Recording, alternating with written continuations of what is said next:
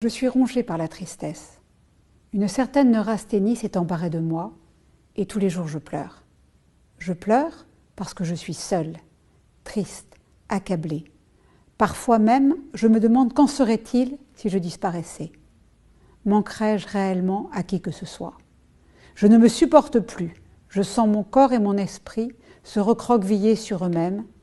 Et la seule chose dont j'ai envie, c'est de partir, de m'enfuir loin, dans un endroit où Internet n'existe pas, un endroit où je serai sereine, un endroit où je pourrai m'évader, et ce pour toujours. Vous ne lirez probablement jamais cette lettre, mais je vous en prie, aidez-moi. Je suis perdue, complètement désemparée. Ces mots, ce ne sont pas les miens. Ce sont ceux d'une élève de 16 ans qui a souhaité me transmettre son témoignage d'adolescente harcelée.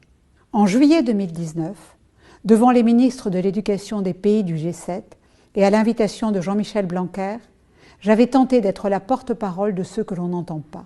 J'avais repris les témoignages que m'avaient adressés des enfants et des adolescents confrontés au harcèlement scolaire et à ses douloureuses et tragiques conséquences. Le plus jeune avait 5 ans. J'avais aussi repris les mots de parents totalement démunis et impuissants devant ce fléau. Que faire, me demandait une maman? Que dire à un enfant qui lui demande de le laisser mourir? Vous ne pouvez pas ne pas les entendre. Ils ne vous demandent pas simplement d'être leur porte-parole, mais de faire en sorte que cela cesse. Malheureusement, la situation ne s'est pas améliorée ces derniers mois. Le confinement qu'a connu et que connaît encore un certain nombre de pays a été marqué par une hausse considérable des cas de cyberharcèlement.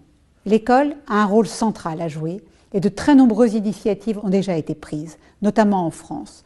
Je citerai les élèves ambassadeurs volontaires, des professeurs qui ont reçu une formation spécifique ou encore les référents harcèlement mobilisés dans chaque académie. Les réseaux sociaux, dans leur grande majorité, n'ont toujours pas eu de réaction à la hauteur du problème. Ils se grandiraient à signaler un enfant ou un adolescent en danger, à supprimer immédiatement les contenus haineux et infamants, à dénoncer les menaces. Ils savent ce qu'ils ont à faire. Pourquoi ne le font-ils pas systématiquement? L'organisation de cette première conférence internationale contre la violence et le harcèlement en milieu scolaire, y compris le cyberharcèlement, est un signe essentiel de la volonté commune d'agir. Je sais, pour en avoir parlé avec d'autres conjoints de chefs d'État, qu'ils sont également mobilisés. Je souhaite leur proposer de rassembler nos forces. Vous pouvez compter sur ma détermination à poursuivre ce combat et à l'engagement plein et entier du président de la République française. Je vous remercie. Les enfants et les adolescents doivent savoir qu'ils peuvent compter sur nous et nous serons là pour eux.